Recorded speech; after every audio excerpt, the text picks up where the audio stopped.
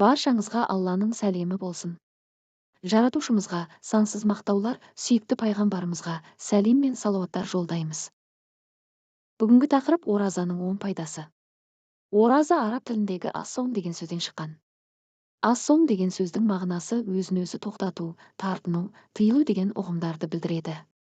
Демек, ақылы есі дұрыс, балиғатқа толған, ауыз бекітуге қабілетті мұсылман баласы қасиетті Рамазан айы келгенде Аллаға шынайы құлшылық ету ниетімен таң атқаннан күн батқанға дейін ас-судың барлық түрінен, сонымен қатар жыныстық құмарлықтан өзін шектейді, тыяды. Ислам тарихында ешкіммен сөйлеспеуге бұйырылған ораза да болған. Бұл туралы Мәриям сүресінің 26 аятында баяндалған.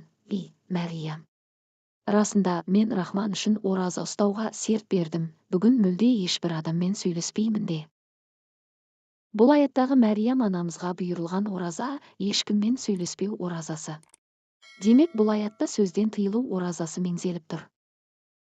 Сайып келгенде, оразаның негізгі мәні Алланың тыйған ісінен тыйылу. Осы ретте оразаның мұсылман баласының тәні мен жанына, рухани өміріне әсер ететін 10 пайдасы туралы айтуды жөн көрдік. Біріншіден, адам баласы ауыз бекіту арқылы Аллаға бойсынуды үйренеді. Оразаның хикметі сондай, ол мұсылманның тұла бойына тақуалықтың алтын дәнін егеді. Ауыз бекіткен жан Рамазан айында Алланың бұйрықтарын орындап, тыйымдарынан аулақ жүреді. Мұсылман деген сөздің өзі мойынсынушы, көнуші деген мағынаны білдіреді. Рамазан айы пендені мұсылман деген атқа лайық өмір сүруге, түйіндеп айтқанда, тақуалыққа тәрбиелейді. Өйткені Алла тағала Бақара сүресінің 183 аятында: ей, иман келтіргендер, алдарында өткен қауымдарға парыз етілгендей, сендерге ораза парыз етілді.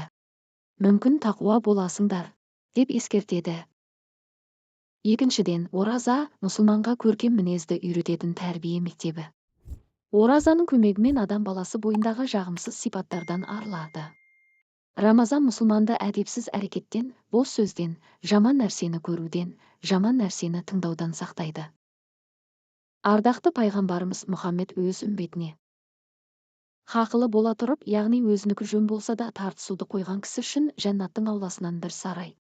Ал қалжың болса да өтірік айтудан бас тартқан кісі үшін жәннаттың ортасынан бір сарай. Сондай-ақ мінезі көркем болған кісі үшін жәннаттың ең биік жерінен бір сарай берілуіне мен кепілмін, деген сүйінші хабар жеткізген. Ораза ұстаған адам өзінікі дұрыс болса да біреумен дауласуын доғарады. Сөйтіп көркем мінезге ие болады. Үшіншіден, ораза бізді сабырлы болуға тәрбиелейді. Ардақты пайғамбарымыз бір хадисінде ораза сабырдың жартысы деген. Расында, ораза шыдамдылыққа үйретеді. Күн ыстықта ораза ұстаған адамды шөл қысады. Ал ораза бізді төзімділікке тәрбиелейді. Рамазанда көп намаз оқып, көп Құран оқыған абзал. Оған да сабыр қажет. Тіпті күнә жасамауда сабырлықты қажет етеді. Төртіншіден, ораза адамның зейінін тазартып, жақсы ойларға жетелейді. Бір күні Лұқман баласына: балақайым, асқазан толы болса, ойлау қабілетің ұйқыға шомады, даналық үні өшіп, дене мүшелерің құлшылыққа жарамай қалады, деген екен. Шын мәнінде адам асқазаны толы болғанда ұйқы қысады. Ал ұйқы адамды көп нәрседен мақұрым етеді. Адам қарны тоқ кезінде қабілеті де төмендейді екен. Аш құрсақ кезде адам миының белсенділігі артып, ақпаратты қабылдау деңгейі жақсарады. Бесінші, ораза адамның уақытын жүйелеуді үйретеді. Ауыз бекіткен пенде жүйелік пен тәртіпті қатаң ұстанады. Сәресін уақытында ішу, уақытында ауыз ашу, уақыты келгенде намаз оқу, тағы да басқа амалдар жүйелікке тәрбиелейді. Тіпті оразада әрбір сәт маңызды. Сол сәтті құлшылыққа арнаған абзал.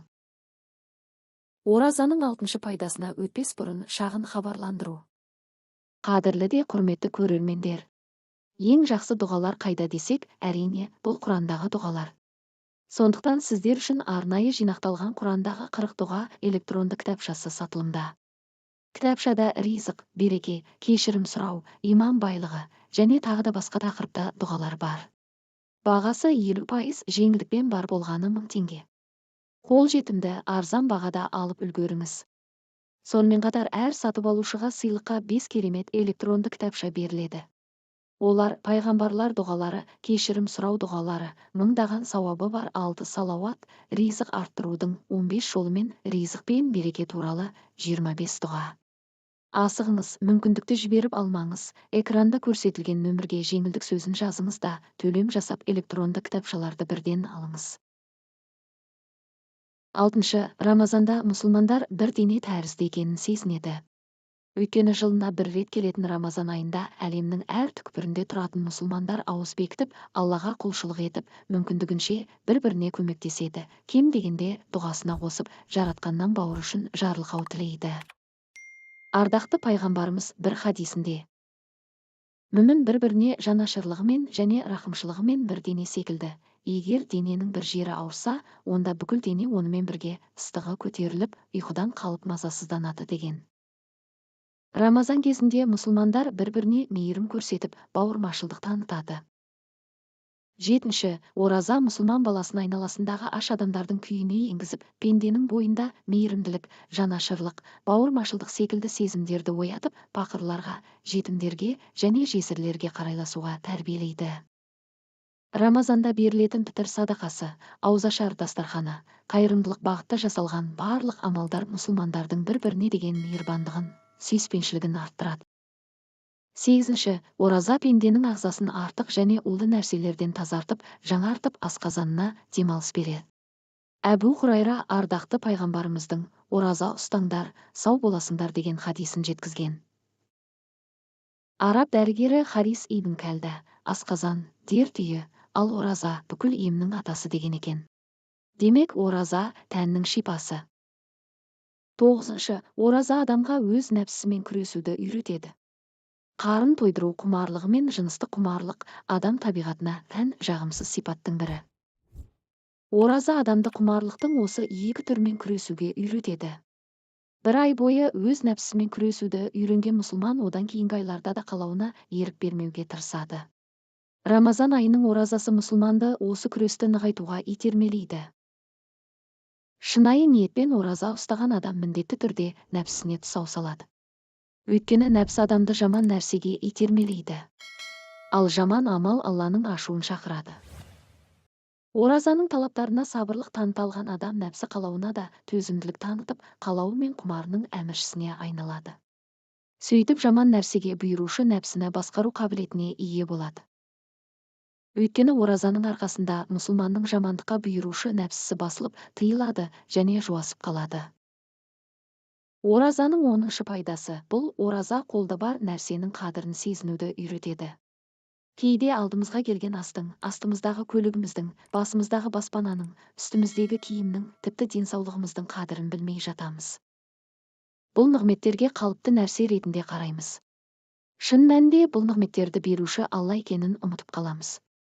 Ал ораза тіпті бір жұтым судың, бір үзім нанның қадірін сездіреді. Оразаның 10 пайдасын бір қайталап өтсек. Адам баласы ауыз бекіту арқылы Аллаға бойсынуды үйренеді.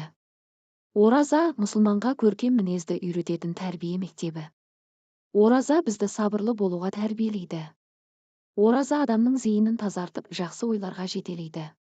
Ораза адамның уақытын жүйелеуді үйретеді. Рамазанда мұсылмандар бір дене тәрізді екенін сезінеді. Ораза мұсылман баласын айналасындағы аш адамдардың күйіне енгізеді.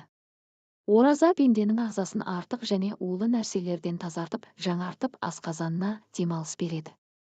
Ораза адамға өз нәпсісімен күресуді үйретеді. Ораза қолда бар нәрсенің қадірін сезінуді үйретеді. Алла тағала баршамызға Рамазан оразасын толық ұстауды, оның сауабын толық алуды нәсіп етсін.